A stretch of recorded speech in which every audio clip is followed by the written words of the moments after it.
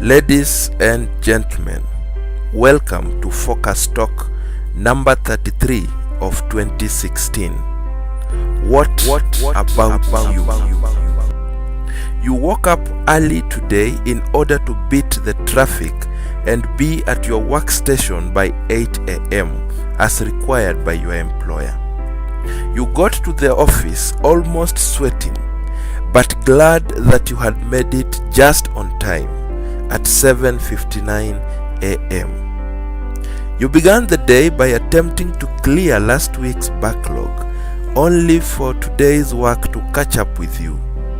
Along the way, you got confused on which of the two to handle first, but you kept the faith, clearly remembering that they both depended on you and had timelines as well.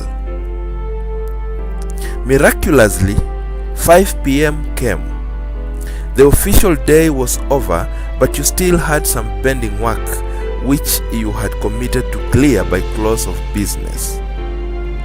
The day had been so long that you had not gotten time to even call your spouse during the day. Immediately, your memory sorted you by reminding you that at that particular time there was a lot of traffic, hence there was no need to rush home and get stuck in traffic. And so you chose to stay a little longer. In a twinkle of an eye, your company TV was broadcasting the 7 o'clock news. "Gosh, it's getting late," you exclaimed to yourself. You began the official shutdown rituals as guided by your employment terms and policies and whatever else you call them. Of course, it surprised you how the office clock was reading 7:47 p.m., yet you had just begun shutting down a few seconds before. You managed to get to your bus park, but there were no ready vehicles, so you had to wait. At 8:43 p.m., by your watch, you had managed to gladly sit in the bus en route to your area of residence. It surprised you that the traffic had not ended despite you having burned close to 3 hours in the office. You got home at 10 p.m. and evidently tired. The day, just like the other working days, had been long. Your two children were asleep as always.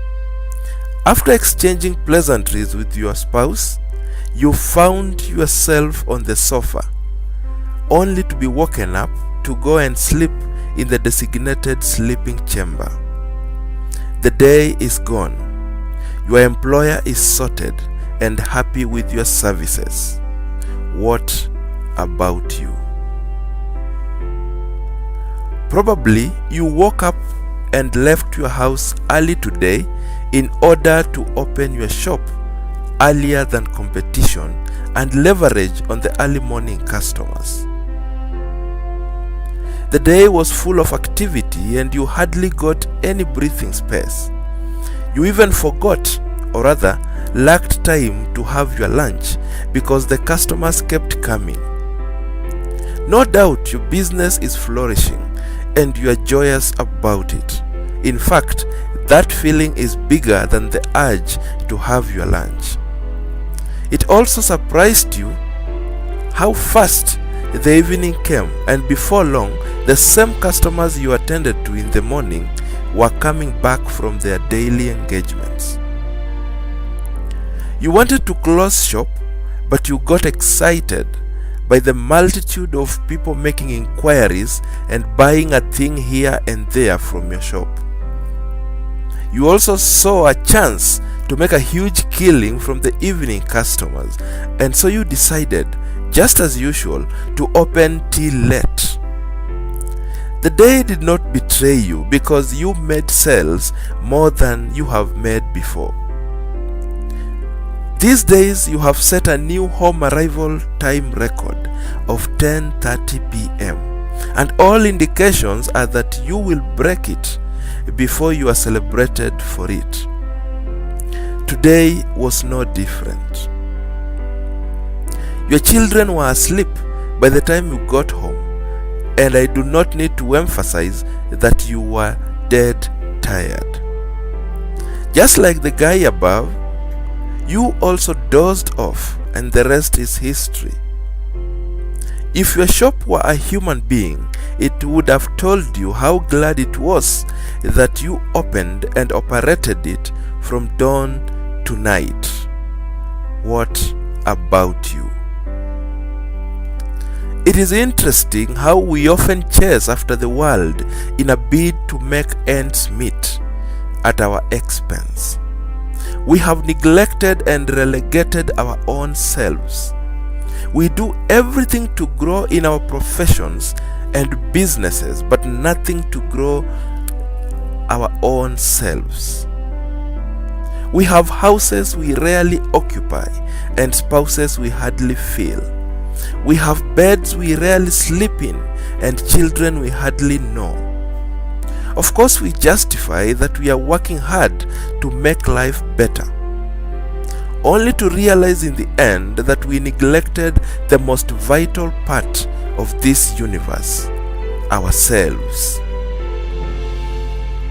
You may wonder who the word "you" refers to in my question, what about you?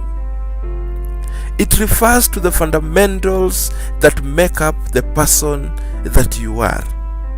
It refers to the irreplaceable components of your well-being. It refers to your mental status, your health, and your family. In most cases, your pursuance of career advancement injures these three components of your life, which are totally irreplaceable. Personal development is all-rounded, and these three form the basis of any other form of development. Unfortunately, they are the most neglected. I will see you doing everything humanly possible to be at your workplace on time, but I won't see you doing anything to be at the gym on time. I will see you struggling to attend all meetings at the workplace, but I won't see you attempting to attend all school functions for your child. I will see you diarizing company events, but I won't see you trying to remember your wedding anniversary or your spouse's birthday. I will see you religiously reading the office magazine or your business brochures, but I may hardly see you reading a personal development book. It goes on and on. Sadly, we all know the gravity of these three sectors of our lives, yet we give excuses bordering on being busy at work or in the shop to traffic that delays us from getting home early. Unknown to us is the fact that the development of our mental status, our health, and family has got no make-up session. Each day you have not done anything for your health goes by the wind. Each day you miss time with your family will never be made up. Life has got no rehearsals. Rebuilding a collapsed business is possible and easier than awakening a retarded mental capacity. Getting another job after losing one is possible and easier than reconnecting with your children once they are all grown.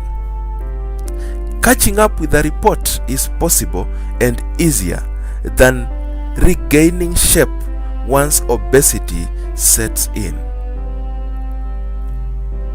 Your employer is not to blame for your negligence and ignorance of you. Each day has got 24 hours.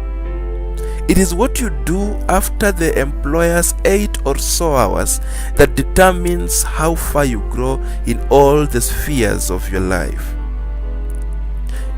You realize most of your 24 hours is not utilized by your employer, but by you. I urge you to be selfish for a moment, a short moment every day. Before you go to bed, ask yourself, what about me? An investment of say an hour daily on you goes a long way in addressing these delicate concerns. You may wonder how, but there are many ways to invest in yourself before you call it a day. You may read a chapter or pages of a book for your mental development. You may spend time playing and bonding with your children and spouse. You may choose to go to the gym for your health. You may choose to learn a craft that you are passionate about. Be deliberate about it. No matter what it is, be sure to do something for your own self every day, because you can do better. This is Roy Okonji, inspiring progressive change.